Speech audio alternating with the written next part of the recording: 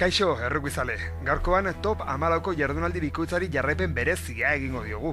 5 egunetan 2 partida jokatu baitituzte Baionak eta Miarritzek. Hemen hasten da, 4. denbora. Sailkapenean ez aldaketarik egon, asteburu honetan jarriko da martxan berriro ere Renfe Liga. Beraberak eta ordiziak derbiarekin ekingo diote urteari. Gernikak berriz CRC edukiko du aurkari.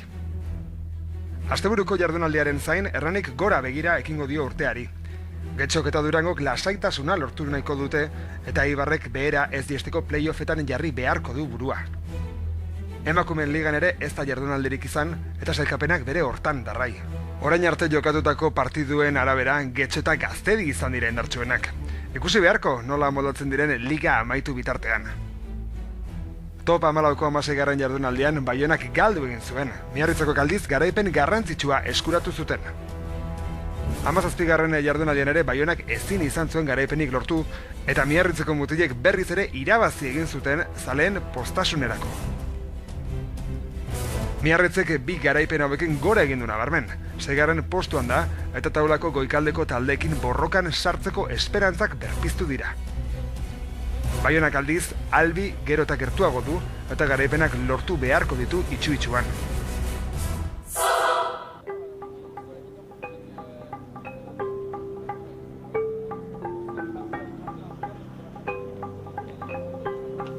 Baionak urteko azken partida jokatu zuen Jean Dogo estadioan. Aurrean, Pariseko Racing Metro talde indartsua. Zaleek etxeko taldearen egoera ikusita ezin hobeto erantzun zuten, eta ondorioz jendetza handia bildu zen estadioaren inguruan. Ene ustez eta zaila izan da, baina normalki Baionak irazi beharko du, normalki. Puntuak behar ditu. Ez dakit, bat ez dakit, zaila, ene ustez oso zaila izango da. Bai. Talo usaiak girotzen zuen gaua. Izan ere, eta herriko ikastolari dirua lortzen laguntzeko asmoz, Baionak postu bat jartzeko baimena eman zuen. Gu etorri gira taloen prestatzera saltzeko ikastolarentzat dirua biltzeko. Baleatzen gira edozen gauzetaz, eta jubia ere baz, bai. Eta lehen aldia da aukera dugula saltzeko hemen, beraz, baleatzen gira.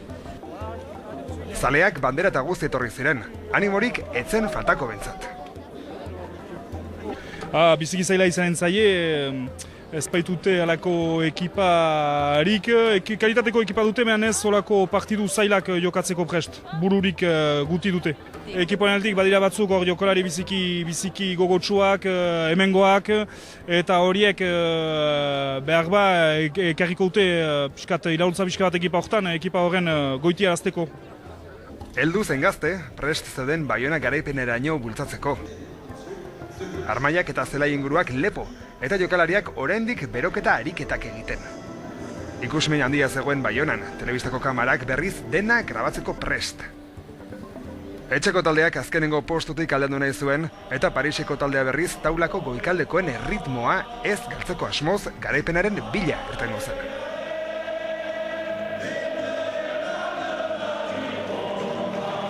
Dena prest, beraz, ikuskizunaz gozatzeko. Urteko azken partida, Baiona Racing Metro. Joko hasi eta berehala etxeko taldea atzetik. Wisniewskik zigor kolpea gauzatu eta 3 puntuko aldea jarri zuen markagailuan. 12. minutuan ordea Garziak euskaldunentzat lehen 3 puntuak lortu zituen markagailua berrinduz. Baiona baloia bere zelaitik urrundu nahian zebilen. Baina zoritxarrez baloia paristarren eskuetara iritsi zen. Xabal erraldoiak baloia hartu eta metro asko irabazi zituen, Baionako jokalari bat azpian hartuta.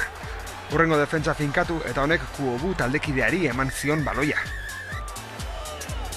Xabalek defentsa apurtu eta azken jokalaria finkatuta Kuoburi ematen dio baloia, eta azken honek bere abantaila baliatuz alperrikako lan bihurtzen du Baionako jokalarien korrikaldia.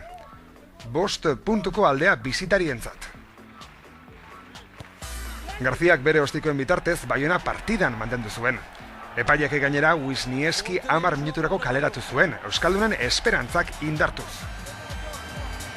Baionak baloia ostikoz jokatu eta Wisniewskik jarraipena oztopatu zuen bidea itxiz. Merezitako txarteloria. Racing Metro erasoan ari zen ordea. Jokalariak etxekoen 22 metroetan sartu ziren jokaldi bizi batekin.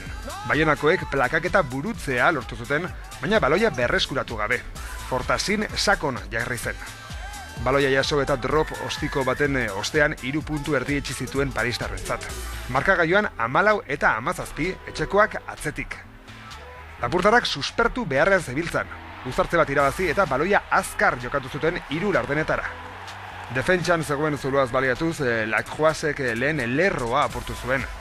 Baloia peirezi pasa eta bisitariek ezin izan zuten Baionako jokalaria gelditu. Etxekoen lehen entxegua.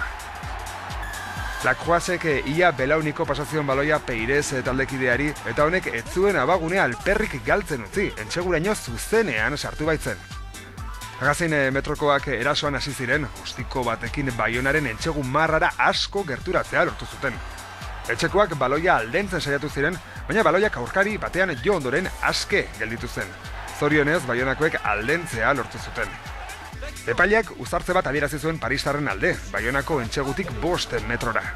Lapurtarrek entxegua ekidin nahian uztartzea ondoratu eta zigor kolpe argia egin zuten. Azken minutua, Wisniewskik baloia kokatu eta hagen artetik pasarazi zuen. Baionakoak burumakur eta Parisekoak pozez txoratzen. En tout cas, elle ne s'est pas améliorée, puisqu'on a quand même une défaite supplémentaire. On voulait effectivement gagner ce match. Quelque part, on n'est pas loin. On n'est pas loin, mais voilà, il y a peut-être la différence toujours entre une équipe qui est vraiment en confiance, à qui beaucoup de choses réussissent, et puis une autre équipe qui essaye, parce que je crois qu'aujourd'hui, il n'y a pas grand-chose à reprocher aux joueurs. Je crois que les avants ont été relativement performants. Derrière, il y a eu des bonnes actions. Seulement, on n'a pas conclu à un certain moment où on aurait pu conclure.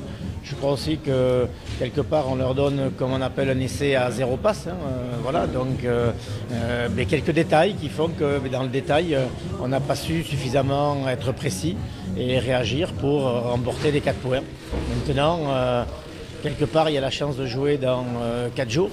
Donc il faut continuer dans cette voie, continuer un petit peu dans ce style de match et puis espérer que l'année 2010 démarrera mieux que ne finit l'année 2009. Non, il n'y a aucune décision de ma part, ni de la part du conseil d'administration. Il n'y aura pas de décision. Il y a seulement maintenant un nouveau match à préparer dimanche qui sera aussi important que celui-là. C'est-à-dire qu'il faudra le préparer pour le gagner, ce qu'on avait essayé de faire aujourd'hui. Et puis ensuite, il y en aura un autre 8 jours après avec, je dirais, les mêmes personnes, les mêmes entraîneurs, les mêmes joueurs. Et en se disant que aujourd'hui, on a vu quand même des choses positives. On a vu en face de nous quand même une équipe qui est relativement impressionnante par sa précision, par son organisation. Et comme je vous dis, en face, une équipe qui essaye de faire le mieux possible. Bon, aujourd'hui, il a manqué un petit quelque chose. Espérons que en 4 jours, on essaiera de trouver ces ingrédients supplémentaires pour que ça nous amène à la victoire. Ouais, c'est vrai. Après, bon, je pense que je vais être tout bête, mais c'est vrai qu'on prend match après match. On a pris conscience de nos points forts, de ce qu'on était capable de faire. On a pris surtout une grosse confiance en nous. On a vu que non seulement on pouvait rivaliser avec les meilleurs, mais maintenant qu'on était capable de battre les meilleurs. Donc on prépare tous les matchs de la même façon et pour l'instant, on n'a pas un jeu flamboyant. On a un jeu efficace avec des bases très solides. Et aujourd'hui encore, on a joué intelligemment avec un excellent match de reprise, avec très bon dans le combat, bon dans l'occupation du terrain, dans le jeu au pied. Et voilà, c'est ça, on arrive à faire des matchs intelligents et c'est ce qui nous réussit pour l'instant. Disons qu'on a répondu présent, on savait qu'en venant ici, déjà on sait combien à Bayonne que c'est toujours difficile au niveau du combat. Le contexte faisant qu'on s'attendait à ce que ça le soit encore plus, donc voilà, on s'était préparé à répondre à ça, on l'a bien fait durant 80 minutes. Donc c'est ce qui fait notre point fort aussi depuis le début de la saison et comme je disais, on sait de quoi on est capable et on l'a encore montré ce soir.